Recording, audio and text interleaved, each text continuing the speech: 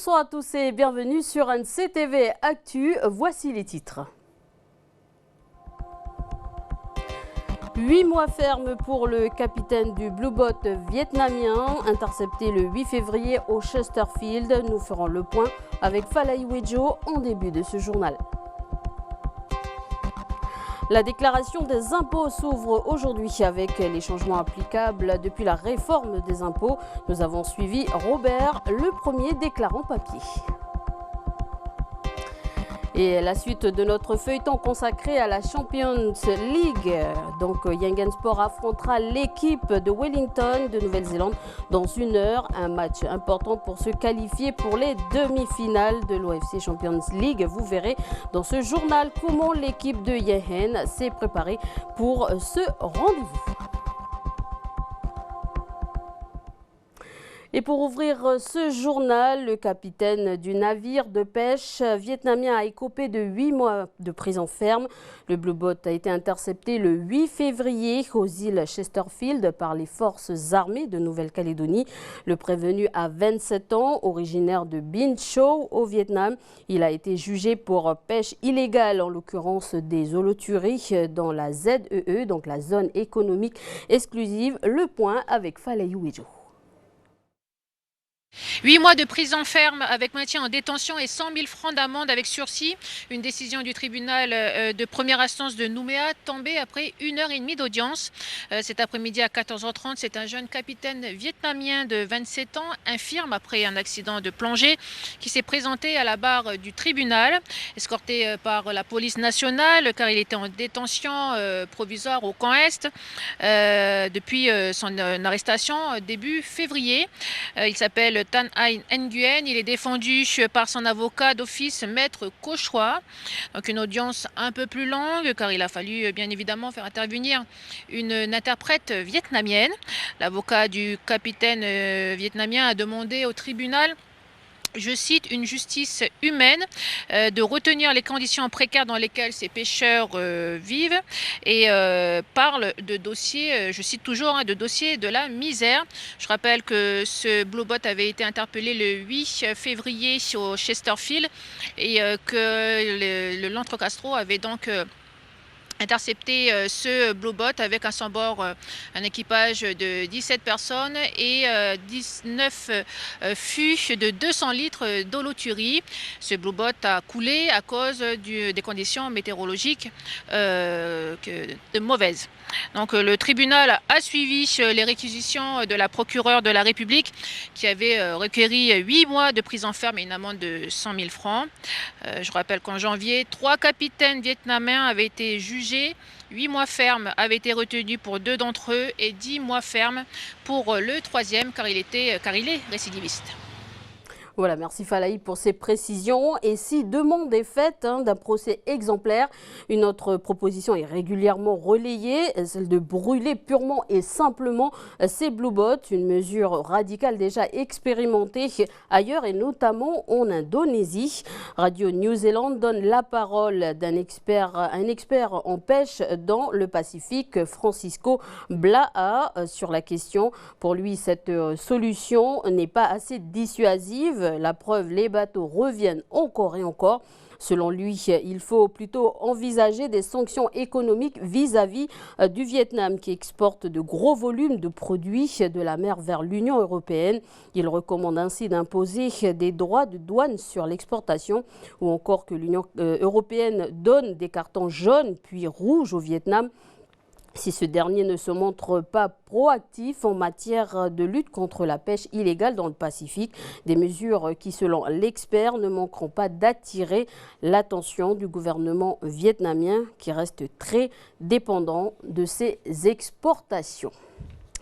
Politique, le Rhin, le rassemblement des indépendantistes nationalistes reproche à l'État de ne pas tenir ses promesses sur le nombre de Kanaks qui ne pourraient pas voter au référendum 2018.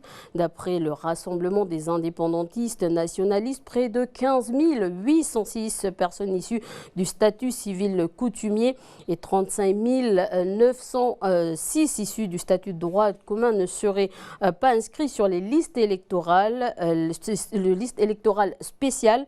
Les précisions de Madeleine Onou, membre du Rhin. L'État s'était engagé à faire une expertise auprès du constitutionnel et législatif qui n'a pas été faite. Et puis ensuite, il y avait des moyens mis à la disposition des services comme la DGRAC, CAFAT, aide médicale, pour pouvoir vraiment identifier les personnes qui ne sont pas inscrites sur les listes du référendum. Et lors de la réunion du 23 février, alors que tout aurait dû nous être communiqué en décembre, le 23 février, aucune information à ce sujet, rien n'a été fait. Et pourtant, il y a eu un décret le 29 novembre qui précisait toutes les décisions du comité des signataires, et il n'y a eu aucun respect de ce décret par l'État pour que le travail soit fini, se poursuive. Et c'est parti pour les législatives. Bernard Deladrière, candidat du parti Les Républicains dans la première circonscription de la Nouvelle-Calédonie. Donc il se lance en campagne. Aujourd'hui, il a tenu son premier point presse à Ducos. Les débuts démarrent sous l'ombre de l'affaire Fillon et de cette nouvelle candidature de Sonia Baquès. Je vous propose de l'écouter. Il est au micro de Lindsay Wamo. Vous savez, je dis toujours qu'en démocratie, tous les citoyens ont le droit de se présenter aux élections législatives. Donc effectivement, il y a d'autres candidats qui se réclament des républicains qui se présentent. Mais moi, ce que je rappelle, c'est que je suis le seul de ces candidats à avoir obtenu l'investiture du parti Les Républicains national, qui est le plus grand parti de France. C'est le parti de François Fillon, mais c'est aussi le parti de Nicolas Sarkozy, d'Alain Juppé, de Bruno Le Maire, etc. Et ça, il n'y a que moi qui ai eu cette investiture. Vous savez, moi j'ai défendu François Fillon dès le début, quand personne ne croyait en lui, parce que ce qui me séduit, c'est son projet pour redresser la France. Donc effectivement, il a peut-être commis certaines erreurs, mais il n'est pas le seul à avoir commis ce genre d'erreurs. Mais son programme, ça reste le seul projet qui permette, à mon avis, de redresser la France et puis qui permette à la Nouvelle-Calédonie d'avoir un avenir pacifique dans la France. Robert est le premier déclarant papier au service des impôts aujourd'hui. Cette année, avec la réforme de l'impôt, certains changements sont à noter. Les services fiscaux attendent 16 000 Calédoniens. Le reportage de Duke Menango. C'est quelqu'un qui a mis déjà. Oui, non, mais non, je veux dire la date de naissance. À elle. Non, on ne met pas. Mais pas, non, non. Oui, non, mais c'est pas vrai, ça c'est. L'adresse à elle, c'est où? Ah, je ne sais pas. Ah, ça plus du tout d'un BR, moi je ne connais pas son adresse. Okay. Je n'ai jamais demandé son adresse, une adresse. Je vais garder ça, et là c'est moi qui garde ça. Vous signez, s'il vous plaît. Si vous le gardez, je vais signer vos mots. Donc, vous signez là, monsieur. Robert est le premier contribuable du pays à effectuer sa déclaration d'impôt 2016. Comme des milliers d'autres Calédoniens, il va bénéficier cette année de la réforme fiscale votée en décembre dernier. En général, les plafonds ont été rehaussés. Par exemple, pour les frais de garde d'enfants, ils sont passés de 500 000 à 1 million. Les intérêts d'emprunt pour l'acquisition de l'habitation principale ont été modifiés également pour Nouméa, puisqu'ils sont passés, auparavant on pouvait les déduire pendant 10 ans, maintenant c'est passé à 20 ans. Et on prend en compte l'assiette foncière dans la limite de 10 arts également, ce qui n'était pas le cas auparavant. Des élargissements de déduction d'impôts concernent plusieurs autres domaines. Les travaux de construction à moindre impact pour l'environnement, les travaux d'aménagement pour la sécurité et le bien-être des personnes à capacité réduite. Et dans le même esprit, les frais liés aux services d'auxiliaire ou d'aide de vie sont aussi mieux considérés. Et pour tout questionnement sur sa déclaration d'impôt 2016, des agents des services fiscaux tiendront des permanences sur l'ensemble du pays, comme à l'île des Pins dès la semaine prochaine. Et sachez que vous avez jusqu'au 31 mars pour les déclarants papier et pour la télédéclaration, c'est-à-dire déclarer vos impôts sur Internet. Vous avez jusqu'au 16 mai pour les résidents de Nouméa et le 23 mai pour hors Nouméa. Mais vous pouvez retrouver toutes les informations sur le www.dsf.gouv.nc. Le centre hospitalier du Nord a communiqué sur le futur hôpital de Koné aujourd'hui au stade municipal de Vaud à l'occasion du 2e forum de la formation et de l'emploi organisé par la mission locale d'insertion des jeunes de la province Nord. Les bâtiments du CHN seront livrés le 3 octobre prochain. Une phase de recrutement sera prévue dans les mois à venir. Nous y reviendrons dans nos prochaines éditions. C'est des images signées Prosper Poigou.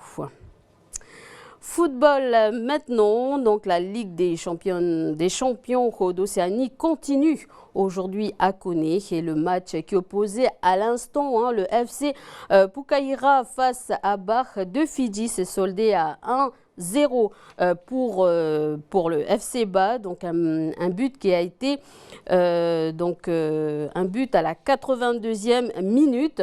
Pour le groupe A, l'AS Magenta prend la tête avec 6 points en gagnant hier au stade de Magenta 4-2 face au Central Sport de Tahiti. Mais le match attendu ce soir est dans 1 heure. Yangen Sport affronte l'équipe néo-zélandaise de Team Wellington pour espérer une qualification en demi-finale. Les hommes de Bertrand Caille doivent battre la formation Kiwi favorite du groupe B.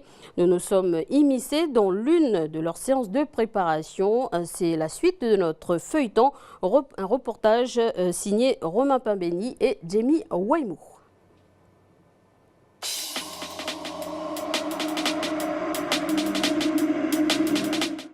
Va venir me voir. Ouais. Nous sommes au stade municipal de Vaud. Ce soir, le groupe a été divisé en 3. Les joueurs qui n'ont pas disputé la rencontre contre le FC Ba sont dans un atelier de conservation de balles. Objectif, les aider à avoir le même niveau physique que leurs camarades qui ont 90 minutes de temps de jeu dans les jambes. Contre les Néo-Zélandais, le coach aura besoin de tout son effectif. De l'autre côté du stade, c'est l'infirmerie. Ici, le kiné utilise le principe de capillarisation. L'électricité traverse la peau par les électrodes et contracte le muscle. Oui, je sens. On met le système de capillarisation pour apporter un petit peu de sang au niveau musculaire. Et voilà, pour l'instant, là, on en reste là à ce stade. Ce procédé permet aux muscles de récupérer rapidement et d'être au top de sa forme pour le prochain match. Le 3e groupe est avec l'entraîneur adjoint Kevin Koma. Il est avec les joueurs qui ont disputé les 90 minutes contre le FC Ba. Pour eux, c'est plus un travail d'assouplissement musculaire qui les attendait ce soir. Une séance importante pour la récupération et aussi pour préparer un match qui s'annonce musclé. Là, bien bloqué avec les genoux sur ses chevilles. Et doucement, j'appuie. C'est vous qui savez. Regardez le visage. Là, c'est bon. Enfin, ça va un peu mieux par rapport à hier. Plus que les blessés reviennent dans le groupe. Parce que, voilà, c'est un peu mis de côté, quoi. Mais bon, le groupe est toujours solide. On gagne fort, quoi. On est toujours dedans. À la fin, tous les joueurs se retrouvent pour le bain de glace. Les joueurs sont à moitié immergés dans une eau à 5 degrés. Objectif, optimiser la récupération des muscles pour être prêt à affronter l'ogre kiwi. Et en direct depuis le stade Yoshida, nous retrouvons Jamie Waimo. Donc Jamie Waimo, voilà, vous allez suivre donc pour nous la rencontre Yangen Team Wellington. Quelle est l'ambiance sur place? Alors Elise, l'ambiance est bien. Écoutez, les supporters commencent à s'installer tout doucement ici au stade de Yoshida pour venir supporter Yangen Sport. Au niveau de la température, on peut dire qu'il fait 27 degrés, donc c'est une température idéale pour une rencontre qui s'avère être très difficile, avec beaucoup de chocs et beaucoup de contacts entre les deux équipes. Comme vous pouvez le voir derrière moi, il y a les arbitres qui s'échauffent. Yangen Sport sur ma gauche a commencé l'échauffement. Avec là-bas en t-shirt rouge, l'équipe de Team Wellington. Ce soir, pour l'équipe de Yangen Sport, interdiction de perdre ce match. Donc en cas de défaite, eh bien, les hommes de Bertrand Caille seront éliminés de la compétition. Par contre, si en cas de match nul, eh bien, les joueurs de Bertrand Caille ont encore une chance de pouvoir sortir de cette poule B. Si Wellington et l'équipe de FC Ba eh bien, font match nul à l'issue de cette troisième journée. Ce soir, on peut dire que les hommes de Bertrand Caille, avant l'échauffement, on a pu discuter avec les joueurs et puis ils sont déterminés, ils veulent en découdre, ils veulent repartir ce soir avec les 3 points de la victoire. Donc la réponse, on va la voir à 20h tout à l'heure sur NCTV.